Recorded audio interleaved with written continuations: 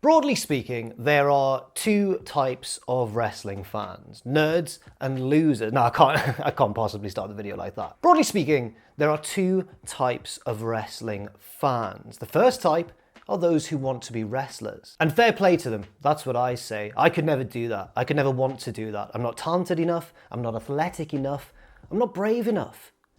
I'm not brave. Type number two, though, is far more common in my experience. Not the type of wrestling fans who want to be a wrestler, but the type of wrestling fan who wants to be a booker. Now we're talking. Yeah, this is the interesting one. Everybody wishes they had the pen. Everybody thinks that they could do it better. But being a good booker is hard, a lot harder than it looks. I worked at a wrestling promotion many years ago now for about 12 months, and in even that short space of time, it was more than enough for me to realize that being a good booker is nigh on impossible at the best of times. It's not just about writing the best possible set of storylines, putting together the best possible collection of matches, and waiting for the acclaim to roll in. It's not like that at all. Real life gets in the way and makes things a lot more difficult, and it does so constantly. Plans are forever being ruined. Sometimes there are unforeseen injuries, sometimes there are travel issues, sometimes wrestlers don't agree with your plans and push back against them, sometimes bigger promotions hire your world champion halfway through a storyline and throw everything up in the air. And even if you somehow avoid all of that and book the best possible sequence of events in your own mind, when showtime rolls around, there's every chance that the audience just won't agree. It just won't click. So yeah, it's really, really hard to be a good booker.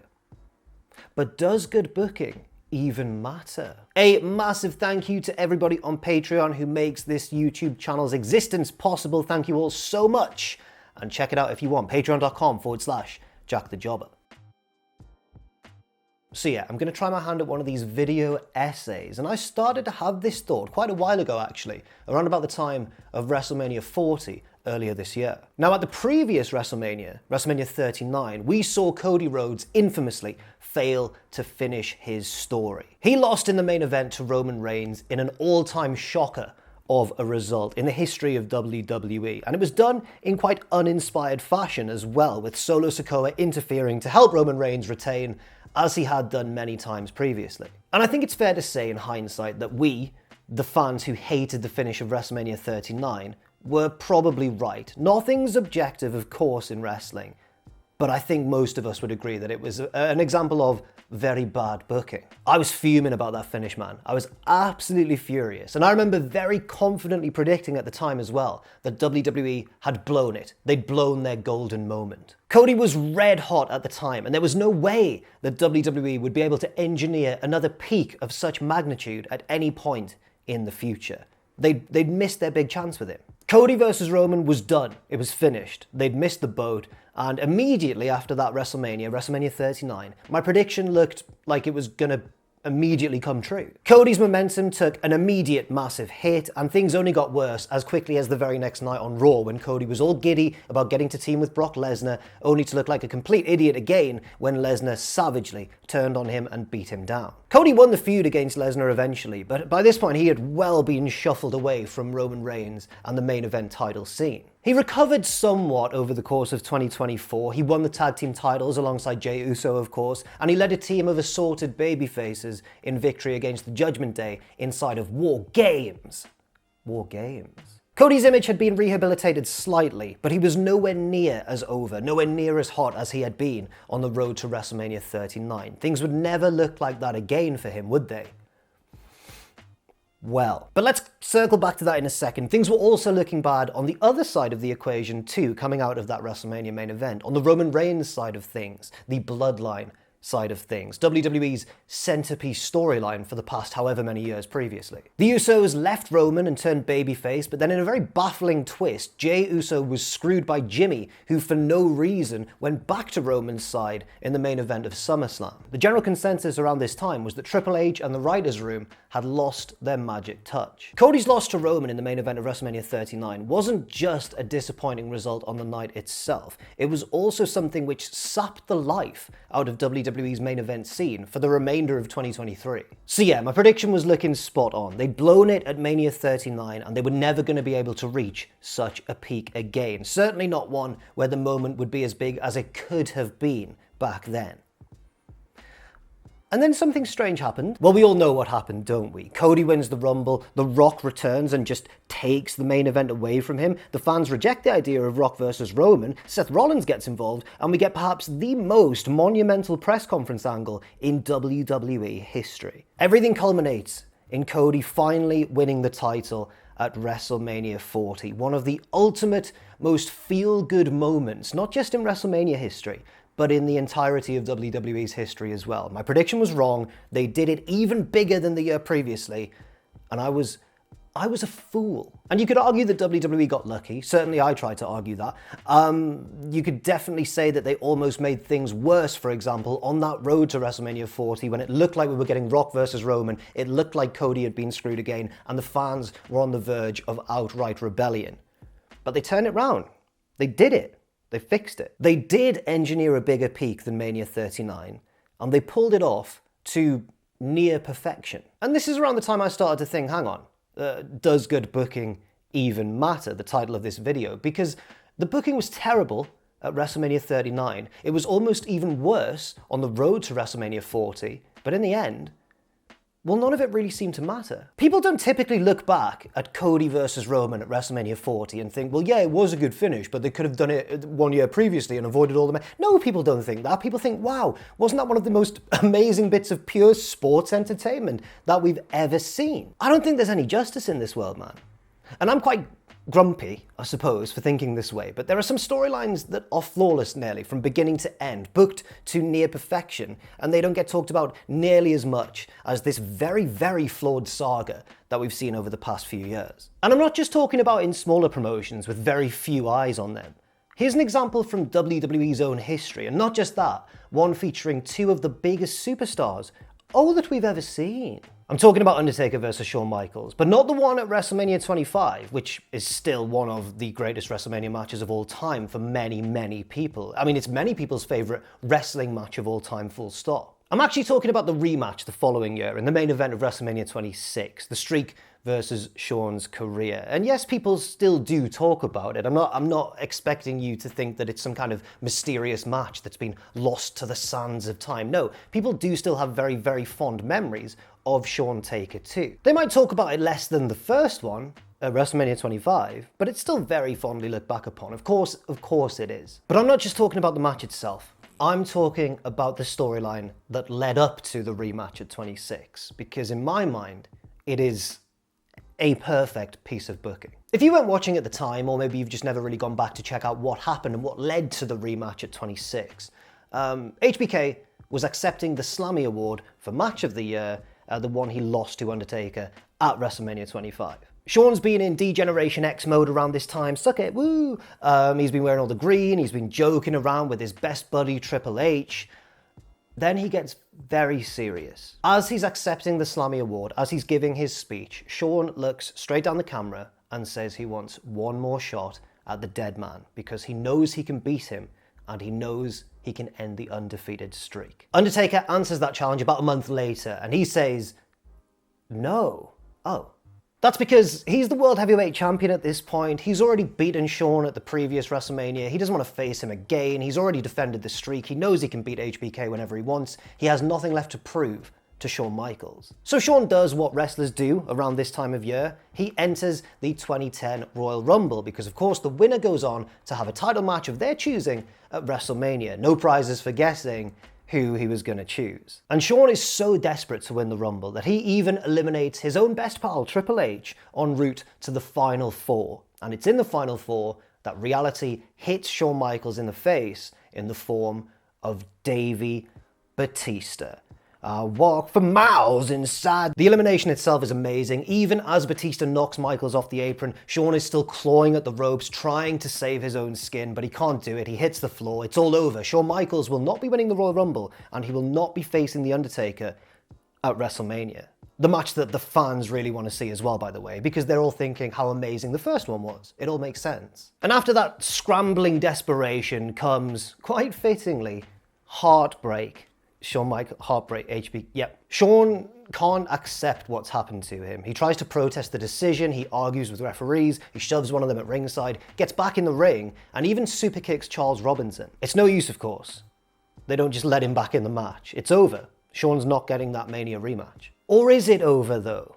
Because Shawn then decides to take matters into his own hands. Taker's next title defense, the final one before WrestleMania, is inside the Elimination Chamber, and he makes it all the way to the final two against Chris Jericho. Chris Jericho, you know, multiple-time world champion and all that sort of stuff. As many good things as you can possibly say about Chris Jericho, but in the manufactured kayfabe framework of pro wrestling, there is no way, if this was all real, that Chris Jericho would beat The Undertaker in a one-on-one contest, in a fair fight, especially not one in the unforgiving surroundings of the Elimination Chamber.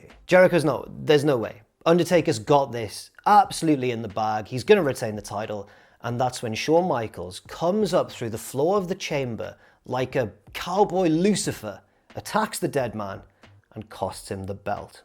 What's even better is that, we know Shawn's motive for this, but also, if you've been watching wrestling around this sort of time, in the previous couple of years, Michaels and Jericho kind of hated each other at times, and the fact that Shawn would hand someone he dislikes so much the World Heavyweight Championship shows just how desperate he was to get this rematch. I just think it's really good writing. Shawn has now successfully provoked Undertaker into accepting this match, but on one condition. Undertaker says that if Shawn loses, he has to retire.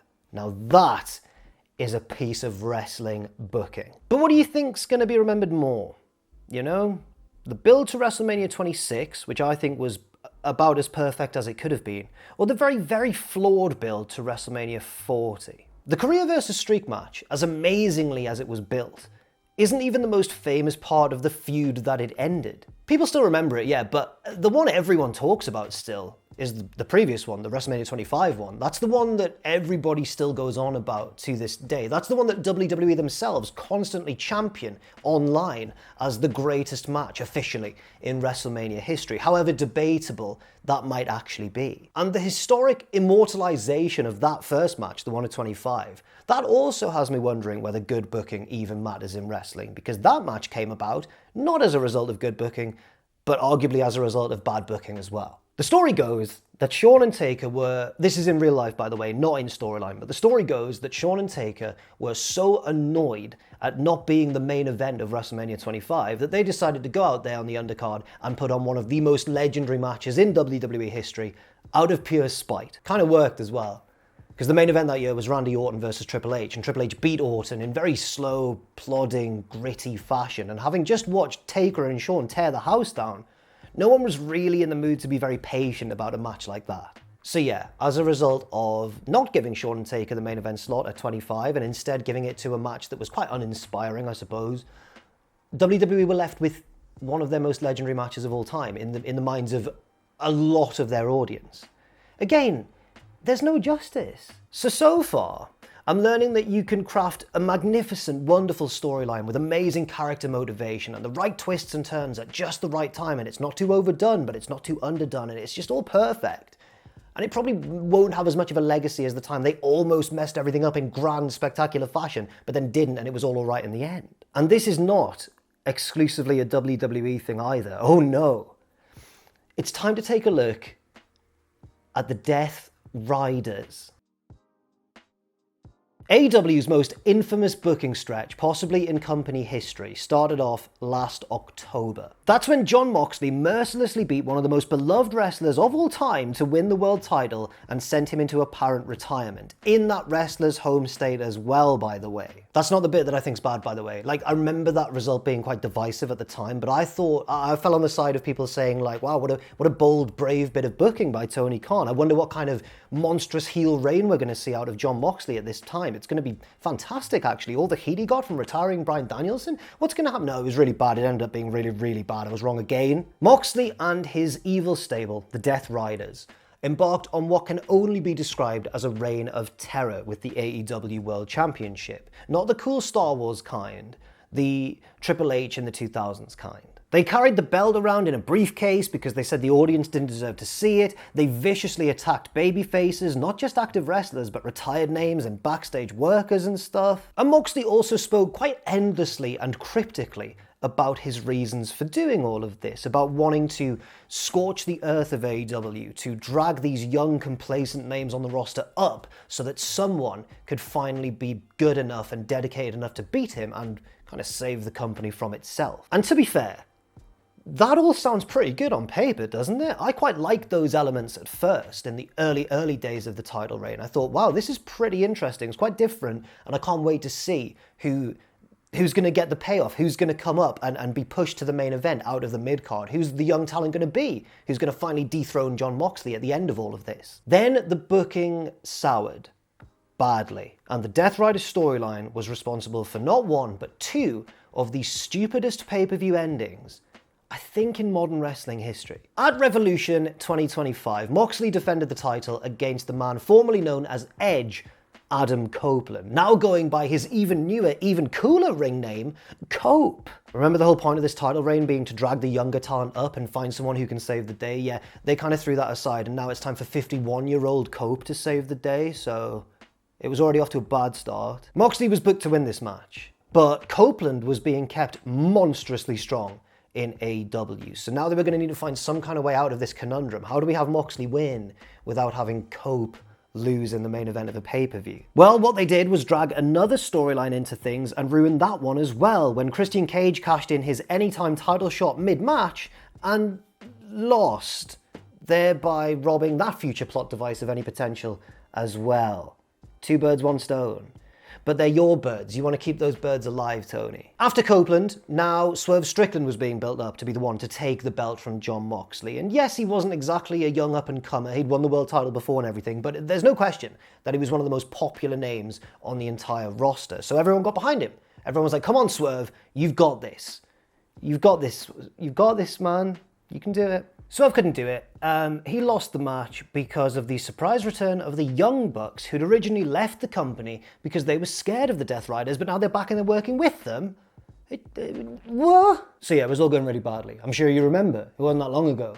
But then at All in Texas, we got the big payoff. And that was all down to the protagonist of AEW. Again, not one of the younger, untested names, but the main character of the promotion, as everybody calls him, Hangman Adam Page, who defeated Will Ospreay in an epic tournament final to become #1 contender before dethroning this hated villain in a brutal Texas death match to claim the AEW World Championship, and it was absolutely brilliant. Tony Khan booked this storyline badly. The Death Riders thing utterly sapped the momentum of AEW for about 9 months. It felt repetitive, it felt pointless, it felt illogical at times, and worst of all, it kind of felt boring. And then suddenly the payoff happens, and it's been one of AEW's best received moments in ages. The company's momentum kind of feels like it's back right now, at the time of this video being recorded anyway, right? But it's kind of weird and interesting, because it hasn't been so positively received because Tony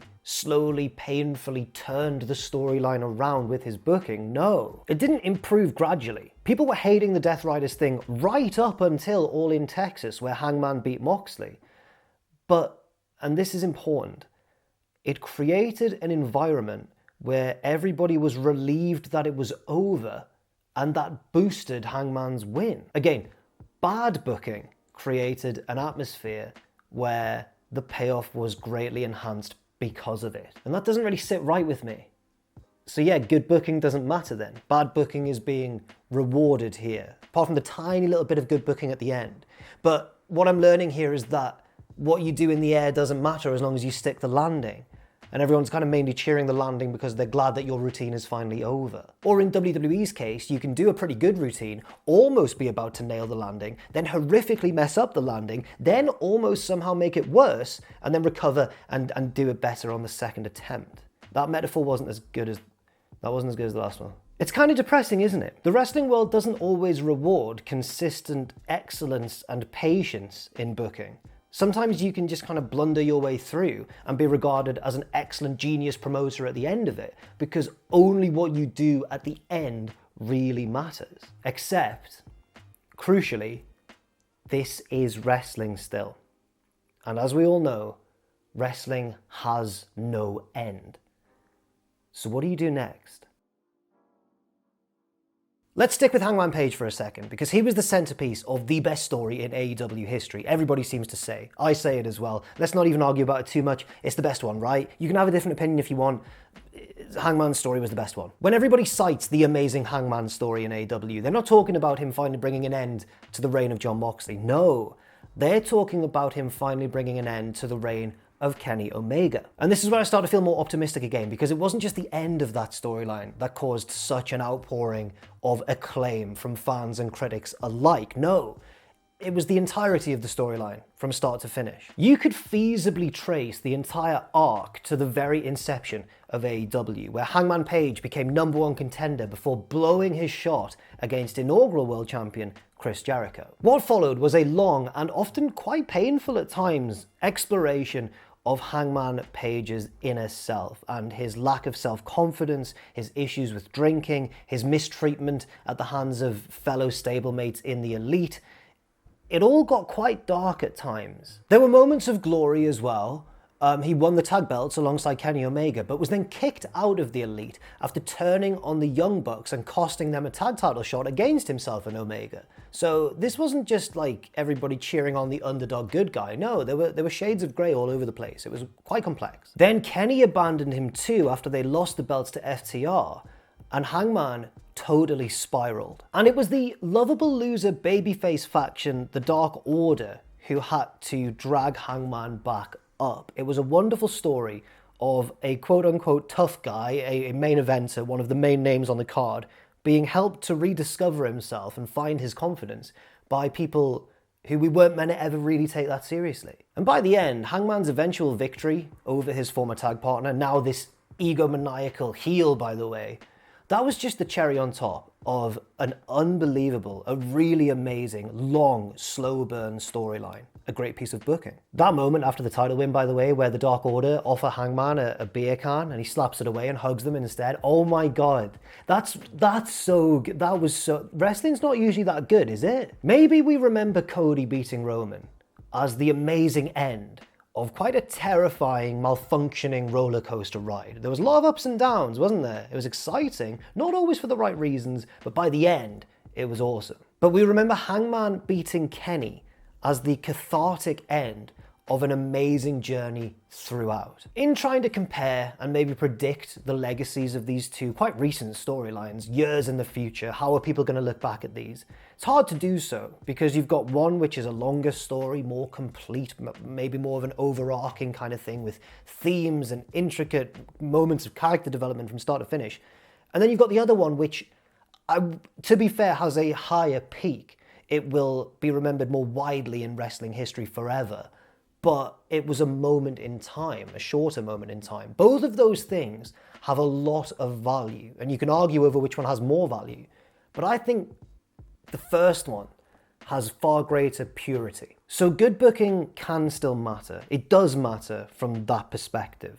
And bad booking can still tarnish things from that perspective too. It's like how the most critically acclaimed albums of all time don't have a few smash hits on them and then a boatload of filler tracks. They've usually got like incredible consistency throughout. Or the classic movies that, you know, like the real cinema, the real movie people really prize, they don't have like one groundbreaking scene in the middle or at the end. They're entire art pieces meant to be admired as a complete whole. And listen, right, CM Punk, yes, I was always going to mention CM Punk at some point. We were all waiting for it, okay? CM Punk had 2 separate summers named after himself. I'm going somewhere with this, don't worry, I've not lost my mind.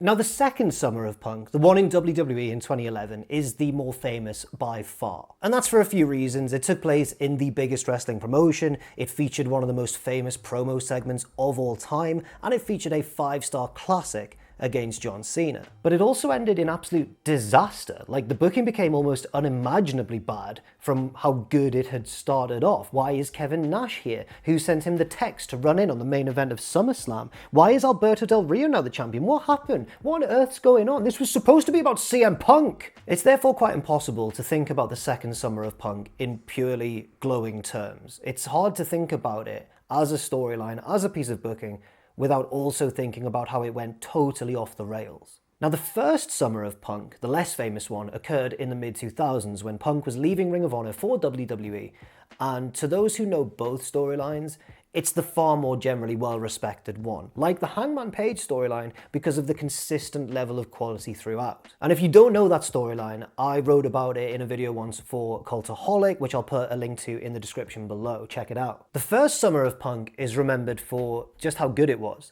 The second summer of Punk is remembered for how good it started off and how good it should have been. Now, to prove to myself that I didn't just shoehorn CM Punk in here because I'm a biased little fanboy of his, let's draw a modern parallel between Punk and perhaps his greatest foe, John Cena. Earlier in this video, I talked about how WWE somehow spun gold from the jaws of defeat, that's not a real saying, in the main event of WrestleMania 40. It saved the entire storyline, proved that good booking doesn't matter as long as you get it right at the very end, and plunged me into a crisis that led to me writing the script for this very video. But that's just one example, and sometimes things don't always work out okay in the end. Sometimes the booking is so bad, you can't just create magic out of thin air in the nick of time, even with WWE's limitless resources. Sometimes you can't save the day, you just need to do a bit of a salvage job, and that's what we've just seen with our boy John. For well over a decade, WWE fans have wondered what on earth a final big John Cena heel run would look like. Yes, he was a heel kind of at the start of his WWE career and all that sort of stuff. For years and years and years, he's just been the unbeatable Superman good guy, pure babyface, and especially internet dwellers like me and you, we all wondered, what would it look like if he was a bad guy? Well, WWE gave us that in 2025, and they booked it horribly. And wouldn't you know it, in this case, the quality of the booking actually did matter. I won't break it down as much as other stuff in this video because it's so recent. You must know it. You must have seen it. Here's like the Crib Notes version. Cena announced that he'd be retiring at the end of the year. Then he shockingly turned heel. Then he aligned with The Rock, who disappeared from the storyline for no reason. Then he beat Cody Rhodes for the title at WrestleMania 41, thanks to the help of Travis Scott, who disappeared from the storyline for no reason. Then Cena feuded with R-Truth, teamed with Logan Paul, and then decided, actually, I don't want to be heel anymore. I'm going to be good again. And then Cody beat him to win the title back. It's not it's not what we imagined. Yeah, I think it's fair to say that this is not what we'd all dreamed of when we were imagining the limitless potential of the John Cena heel turn. Not by a long shot. And even though now, at the time of recording, WWE have kind of corrected course, it's not the big final run that John Cena deserved. And much like the second summer of Punk, which could have been one of the greatest storylines in WWE history, perhaps, it's more about what could have been when we look back from the future. And that's what's going to happen with this Cena one, isn't it? When we look back, everyone's going to go, wow, that was badly done.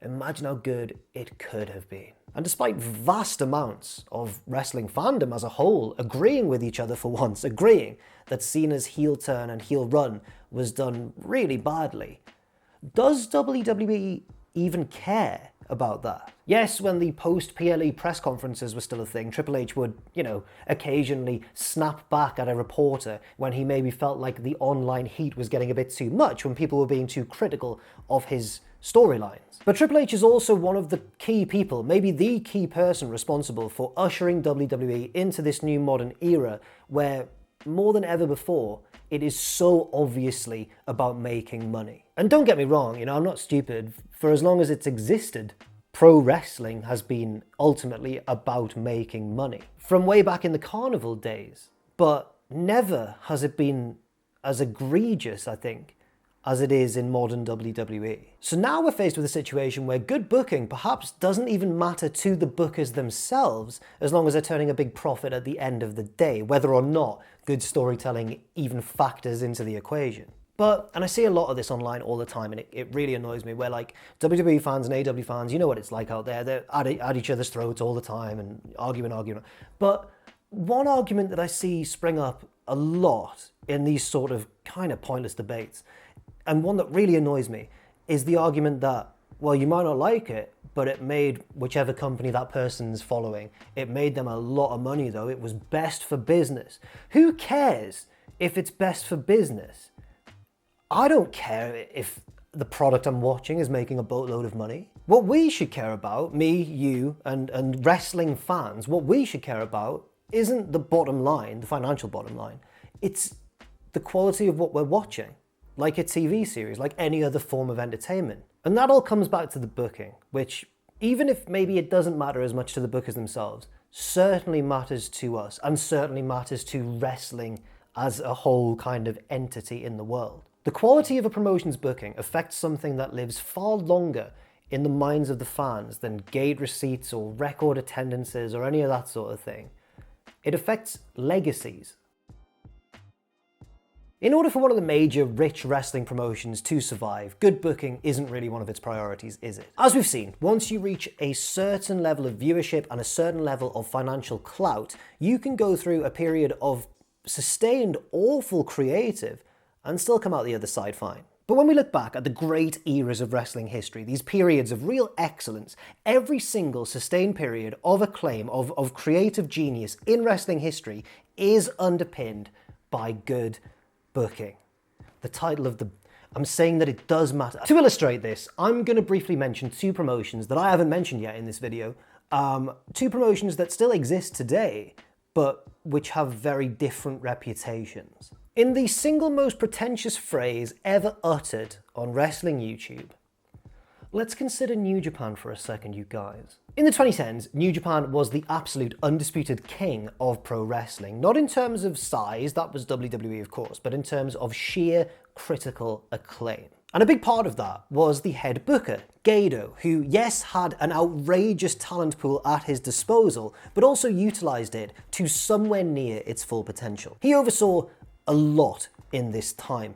The revolutionary, industry-changing antics of the Bullet Club, first underneath the leadership of Finn Balor, then AJ Styles, and then Kenny Omega. And speaking of Omega, he was part of one of the most generational and patiently booked, blossoming feuds that I can even think of, himself versus Kazuchika Okada. We also saw the precursor feud to that one, which many people even prefer, the feud between Okada and Tanahashi.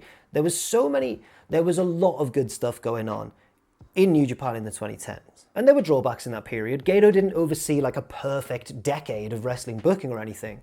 He never gave Tomohiro Ishii his moment in the sun. He never gave Katsuyori Shibata his moment in the sun. He almost did the same to Tetsuya Naito as well.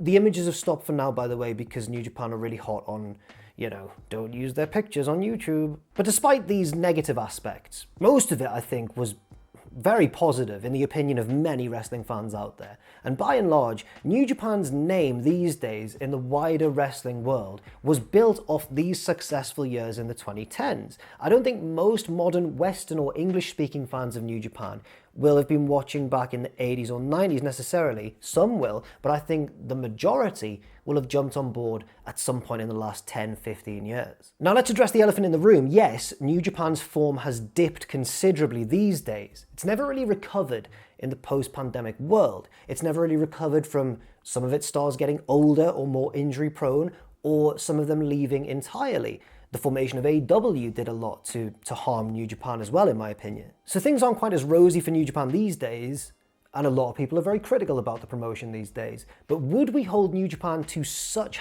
high standards were it not for these earlier moments of excellence? I think the name New Japan Pro Wrestling still carries a certain critical weight. TNA, in contrast, I'm smirking already. I love parts of TNA's history, of course. There's very passionate TNA fans out there who love all of its history. Please stay. I'm not trying to offend you, I promise you. There are high points, incredibly high peaks in TNA's history, of course. It was the historic home of all-time greats such as AJ Styles and Samoa Joe, and it was the scene of matches like the unbreakable 2005 Triple Threat, or the unbelievable 5-match series between the Motor City Machine Guns and Beer Money. I genuinely love those moments in TNA history. But, unlike New Japan, if someone mentions the name TNA, or at certain times in history, Impact Wrestling, carries a certain stigma, doesn't it?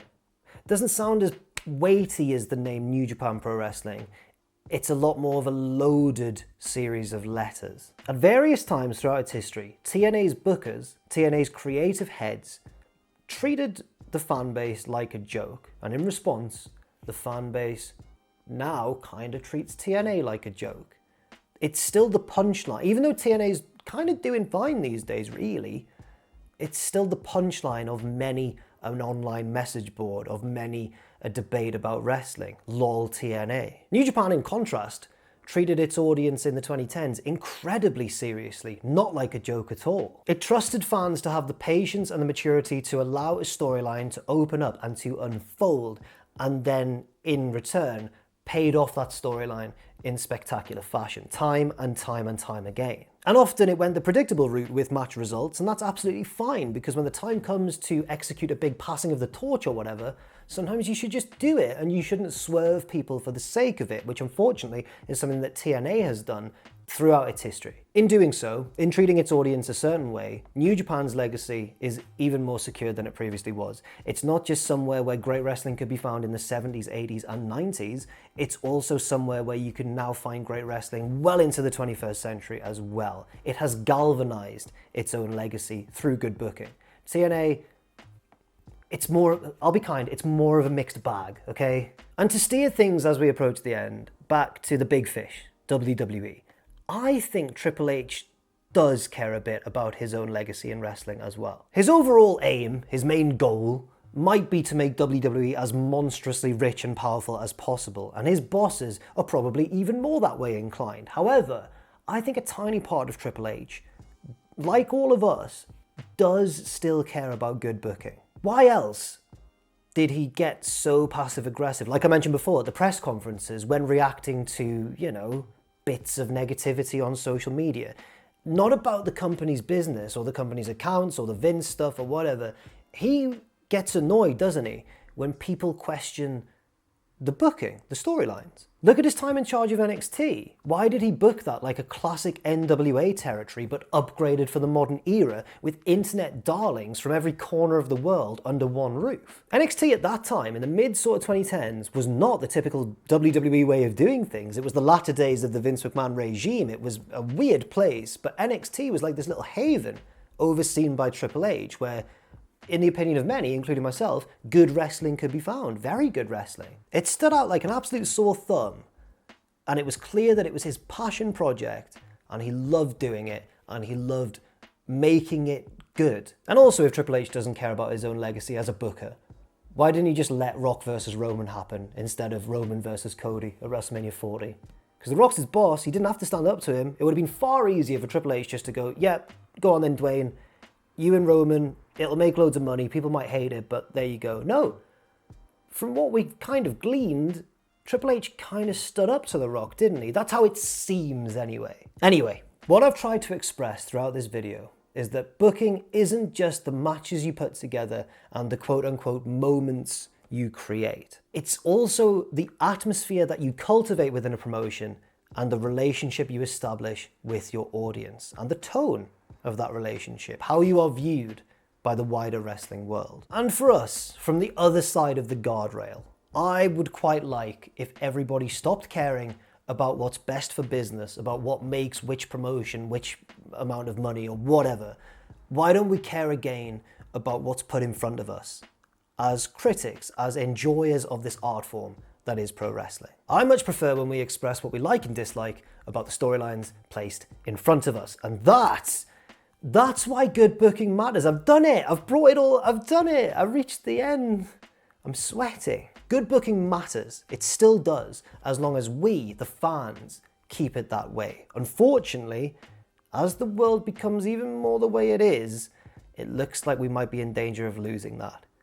Let's try not to. Thank you very much for watching this video. I've been Jack the Jobber. Once again, check out my Patreon if you want, patreon.com/JackTheJobber. Lots of stuff going on there, tremendous fun, and I hope, more importantly, that you've enjoyed this video. Like the video, share and subscribe and all that good stuff, and I'll see you next time. I wasn't joking about sweating. I am exhausted after that. I'm roasting in here.